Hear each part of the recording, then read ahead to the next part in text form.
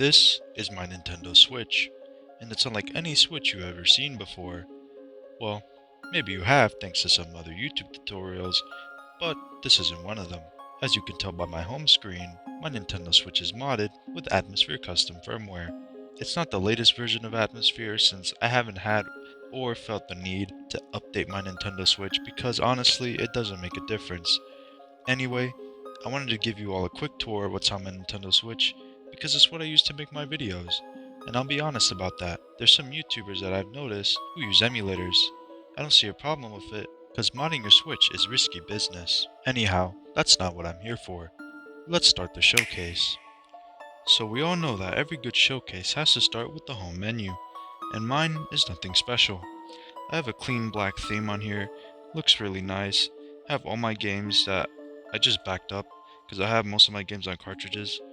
And yeah, here's the Homebrew menu. It's in applet mode, meaning it's running off of the gallery and can access half of the features that it normally would. It has so many apps. It's crazy. I obviously downloaded all of these. It doesn't come like this, but it's really convenient for me. It has all different types of apps that you could use. Emulators, file browsers, all that stuff. And there's one that I really want to show you guys. Sys DVR. This is what I use to record my gameplay videos. It's not the best quality at times. As you can see, we can stream through network, TCP bridge, or USB. I mainly use USB for my videos because that's what provides the best quality. Of course there's still some video tear, which is really annoying, but in the end, I'm usually satisfied with how the videos turn out because they get 60 FPS almost all the time. So that's the basics for the Homebrew menu, and here we have the Tesla overlay menu, which has stuff like FPS managers, overclocking settings, cheat codes, status monitors, as you can see here. It shows the CPU usage, RAM usage, all that stuff. It's really cool to see, but it's also really convenient when you're playing demanding games. But overclocking the system is not good for the battery life of the Switch, so if you're the average person, I don't recommend using it for too long. I use it for my videos just to keep the frame rate stable, and trust me, it gets really hot, like over 60 degrees Celsius. It's crazy. Anyway, we also have a music player here, so I just ported over any MP3 files that I have, and you can just play them in the background, which is really cool. I wish Nintendo would do this, man. Like, having custom themes with the custom music in the background, it's so convenient, it's so cool, and this just proves that they could do it. Anyway, that's enough of my ranting. We're gonna move on to the Homebrew App Store now, which is basically the equivalent to the Wii's Homebrew browser. I'm telling you, this place is gonna be a gold mine for Homebrew apps in a year or two when the Switch's life cycle is done. And it almost has as much apps, if not more, than what the Wii U and the Wii had. It's crazy. It's really cool. So we have Homebrew apps, Homebrew games, Homebrew emulators such as RetroArch, tools, advanced tools, and the essentials that you need to get custom themes installed. So the Homebrew App Store is the safe haven for your Nintendo Switch, if it's modded, of course. And yeah, if you have a modded Switch and you do not have this app, you need it now. I'm exaggerating a bit, but this is going to be the place to be in a few years after the Switch's life cycle is over. I expect the modding scene to probably be as big as the Wii's because the Switch has so much potential. And speaking of potential, next we're going to play some emulators. So this has always been the most fascinating thing about the Switch to me.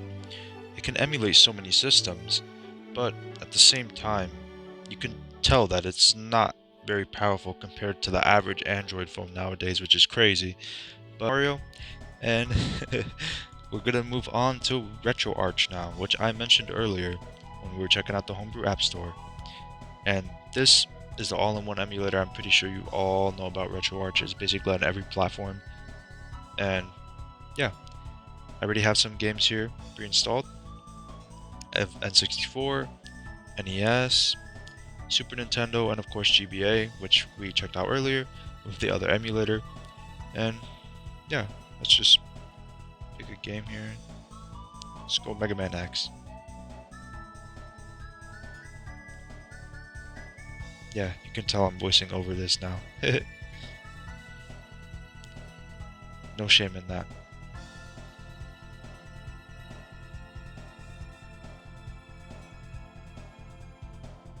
Yeah, this does take a while to set up. I even had to install a custom theme on here. It's weird. It took forever. It was really annoying. But once you get it all set up and working, it works flawlessly, and it's pretty easy to use. So yeah, enjoy this quick gameplay bit, and that's about it for all the emulators after this. So I'll see you guys then.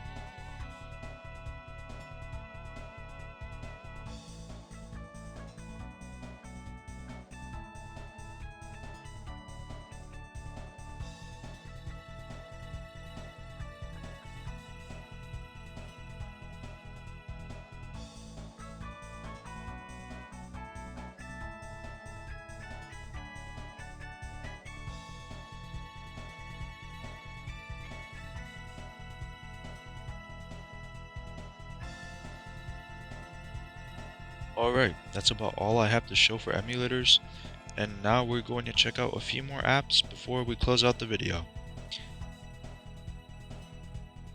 One of these apps is NX Dump Tool, which I have personally used to dump my cartridge games. It makes it really convenient.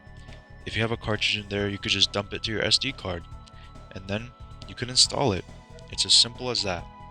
Of course, it depends on your SD card formats, like if you have exFAT or FAT32, you have to do it a certain way for it to work properly, but once you get it to work, it works flawlessly. As you can see here, I have Smash Ultimate in my Nintendo Switch, but I do not feel like I want to back this game up, because it is the only cartridge that I have been using for a while now, and I don't plan on changing that. And here we have the Woo installer. There's also Gold Leaf, they do the same thing, but these apps just install games from your SD card that you have. I am going to stop there, not say anything else. Do not pirate games. Anyway, we have one more app to check out. This is Tinfoil. This is another essential. I personally do not use the app that much, and it's one of the few that you can get installed on your home screen, and it looks pretty cool. But this is basically another Gold Leaf, a Woo installer type of app, but it's more organized, it looks cooler, it shows all your games that are already there, and you can manage your saves with this. It shows your SD card space. It's basically like another Switch menu. It's pretty cool, lets you dump your NSPs. I think there's an incognito mode too. Lets you install your payloads, download shared saves, which I do not recommend. You should just beat the games by yourself. And either way, I don't think you can install it unless you have the file installed on your SD card, which is why I do not use this that much, because you need the files already on your SD card for it to work. And yeah, this is a pretty cool app. I'd recommend it. Another essential like the Homebrew App Store. And that's pretty much all I have to show for this one. Just finish up here. Yeah, just scrolling through a bunch of random stuff. I don't even know what half of this stuff means.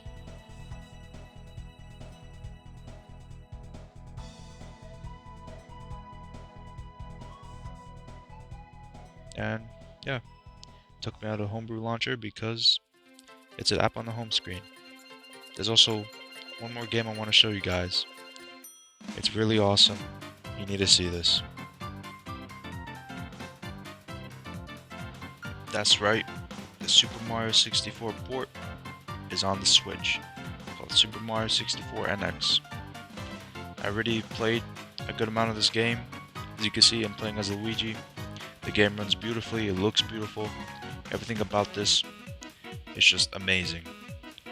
It's really disappointing to see how we got it for 3D All-Stars, but I'm not here to talk about that. As you can see, everything runs perfect. I already mentioned that, but I'm going to mention it again because this port is really good. And yeah, if you want to see a video on that, let me know in the comments. Anyway, I think that's all I have to show you guys for my modern Nintendo Switch. I would love to show you some more games, but that's what my other gameplay videos are for, so go check those out. I hope you guys really enjoyed this video. This took me a long time to make, and Yeah, I love my Nintendo Switch. This is like my pride possession. If I would ever lose this thing, I don't know what I would do. I'm really glad to have had this for the past 6 years, and honestly, this is one of the greatest consoles Nintendo has made, and releasing its potential is amazing. And that, if you guys want to see that, like the video and subscribe, and that will be coming soon. Thanks for watching.